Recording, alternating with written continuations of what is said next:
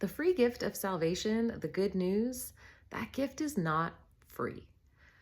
If something is free, it costs you nothing. You don't have to give up anything to receive it. You don't have to do something in order to get it. It is just automatically yours. And while the criteria for salvation varies from different denomination to denomination, generally the idea is that you accept Jesus, you believe that he did what he did, and there's some form of repentance, change of heart, and then the expectation that you devote your life to him. And in those conditions, it is certainly not a free gift.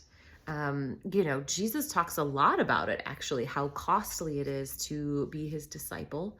And he tells you to really consider the cost before you take up your cross and follow him. And when people are framing it as it's a free choice, there's a couple of assumptions in there that aren't correct. So if we start first with belief, in order to accept a gift, I have to believe that the gift exists, right? I have to believe it's real. And this is, I think, the biggest problem with this idea that all you have to do is accept this gift.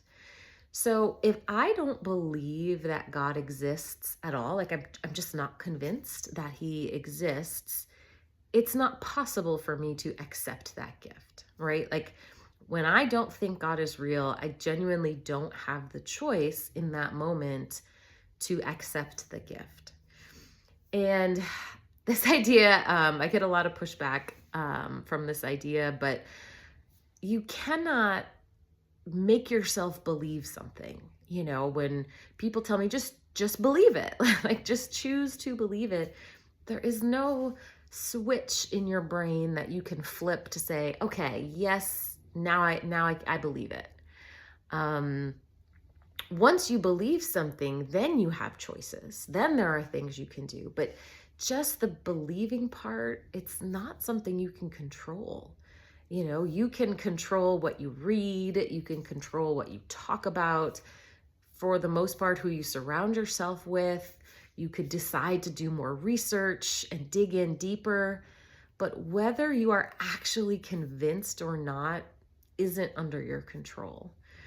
And so the entire premise of this choice, it isn't even available to a lot of people if we just don't happen to believe that either God exists or that Jesus came down and was God. The second big problem with this is in the accepting. What does it actually mean to accept? So I hear a lot of analogies from Christians like, well, if you don't reach out and take a gift, is it really yours? You have to say, yes, I will take it. But every time we talk about salvation, it's very rare that I hear a Christian say that if you just say, okay, cool, thanks, that is enough for you to be saved. If I did that right now, if you said, Sarah, all you have to do is accept the free gift, like, okay, thanks, I accept. I'm guessing Christians would not think that I was saved, because along with this acceptance is coming this repentance, change of heart, faith that is big enough that it changes who you are and how you act. And just merely accepting the gift and walking away isn't really what we're talking about. And so I think it's a bit of a bait and switch to say, oh, this free gift, it's so easy. All you have to do is accept.